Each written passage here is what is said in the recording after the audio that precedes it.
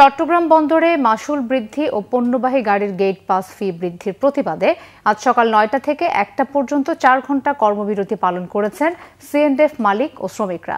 শুধু পণ্যবাহী গাড়ির গেট পাস ফি বৃদ্ধির প্রতিবাদে ৩ দিন ধরে গাড়ি চালাচ্ছেন না কন্টেইনার পরিবহনকারী প্রাইম মুভার ট্রেলার মালিকরা। ফলে বন্দরে সাময়িক অচলাবস্থা তৈরি হয়েছে। তবে বিচ্ছিন্নভাবে বিভিন্ন ডিপো বা অফ ডকের ট্রেলার চলছে।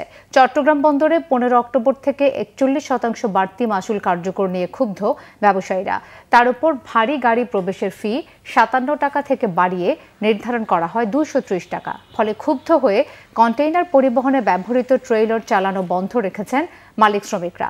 এদিকে মাশুল বৃদ্ধি সহ একই দাবিতে ৪ ঘণ্টা কর্মবিরতি পালন করেছেন সিএনএফ মালিক ও শ্রমিকরা। ফলে চট্টগ্রাম বন্দরের কার্যক্রমে অচলাবস্থা তৈরি হয়েছে।